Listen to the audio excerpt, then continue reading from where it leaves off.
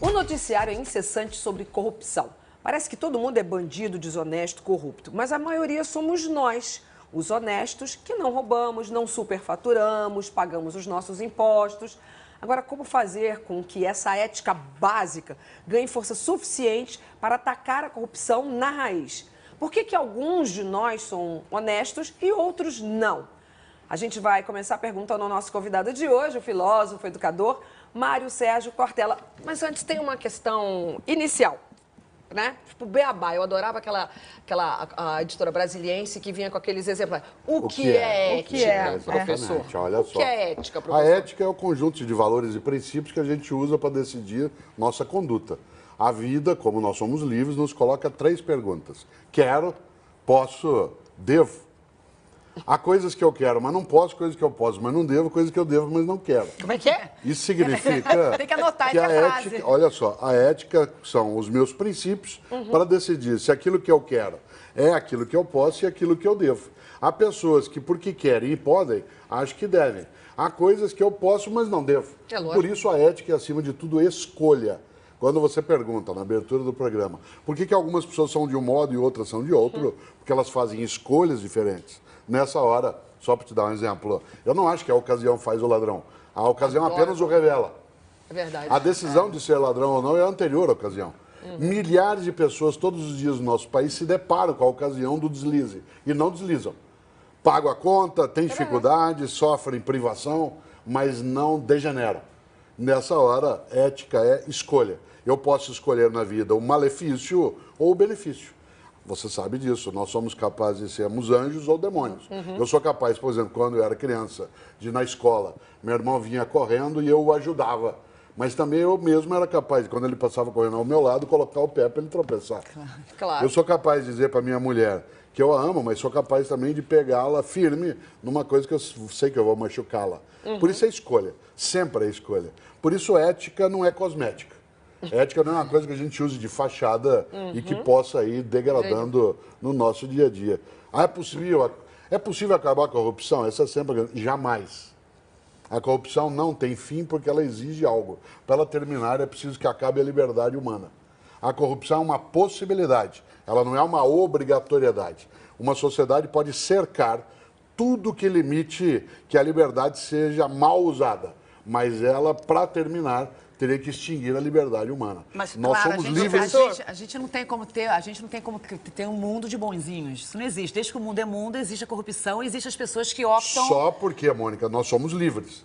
Se nós não fôssemos livres, aí sim, eu poderia ser alguém que faria coisas que não queria fazer. Mas a nossa liberdade permite a degeneração. A moral, então, seria botar a ética em prática? Então, a ética é a teoria sobre a conduta. A moral é a prática. Vou dar um exemplo concreto. Eu tenho um princípio ético, provavelmente vocês também. O que não é meu, não é meu.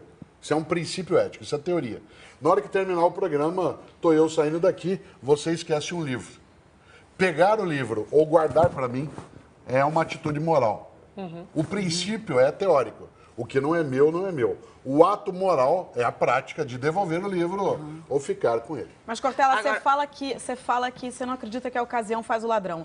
Você não acha que o poder corrompe? Tem uma cena clássica no filme iraniano chamado Salve o Cinema, você conhece? Sim. Que você coloca um ator para mandar nos outros. Imediatamente ele se torna um tirano. Então, se você observa, eu fui gestor público, eu fui secretário de Educação na cidade de São Paulo. Portanto, eu participei do poder mais diretamente. O poder te seduz à corrupção, mas ele não te obriga a ser corrupto. Eu participei de uma gestão Que é um onde não clássico havia no essa Brasil a gente corrupção. falar isso. Eu participei de uma atividade em que eu, embora várias vezes tenha sido tentado e às vezes tenha me tentado a admitir algum deslize, não o fiz. O que significa que o poder não corrompe obrigatoriamente. Ele cria uma circunstância em que eu possa fazer a escolha, porque há uma facilitação. Agora, Mas não é obrigado a fazê-lo. Espera só um Mas é minutinho. só Faz um a sua segundinho. pergunta. A gente pressupõe que a igualdade esteja envolvida na ética, né? A ética tem um grande componente para ela funcionar, tem que ter igualdade, né? Para todo mundo ter o mesmo tipo de ética, todo mundo ter o mesmo tipo de moral, os mesmos valores. Só que, será que a nossa desigualdade, que é gritante, não é ela que também é um dos maiores motores da nossa corrupção? Uma parcela, por exemplo, é o seguinte, não existe uma ética universal. Não existe ética individual também. A ética é sempre de uma comunidade, de um grupo, de uma sociedade. Não existe ética individual, existe moral individual, porque a moral é a prática. Os princípios são partilhados. Nesta hora, Bárbara, a ética universal mais próxima que nós chegamos foi a Declaração dos Direitos Humanos de 1948, mas não temos.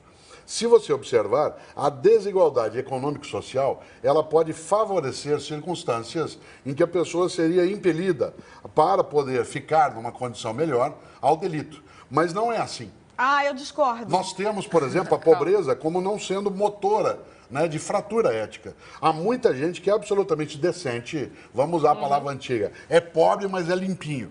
Mas não estou falando de pobreza, eu estou falando da desigualdade, da injustiça. Então, é que a desigualdade ela é econômica, social. Né? Porque... E nessa hora, você pode ter sim. Agora, não haverá possibilidade, no meu entender, de uma sociedade onde você tem uma completa igualdade e o ato seja absolutamente unânime. Porque nós não somos autômatos. Mas você não acha que ética e moral são uma construção também? Sim, porque claro. O Contardo escreveu semana passada na Folha, você leu? Sim. Falando que ele achava que não dava para justificar um delito por conta da pobreza.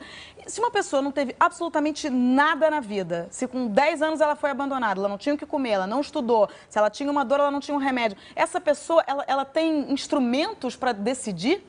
O que o Contardo escreve, Contardo Caligari, escreve sempre muito bem, é que a pobreza pode explicar, mas ela não pode justificar. Justificar, Maria, você sabe, significa tornar justo.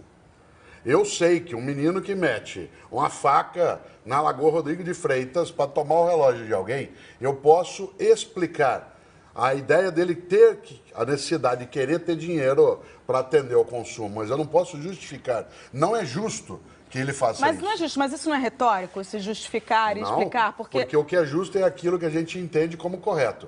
A explicação é a capacidade de dar racionalidade a uma situação. Eu até entendo o que você fala. Alguém que foi privado de todos os bens e meios de vida, de afeto, de condição econômica, ele tem uma possibilidade maior de romper aquilo que é a norma de convivência do que um outro. Mas ele não é obrigado a fazê-lo.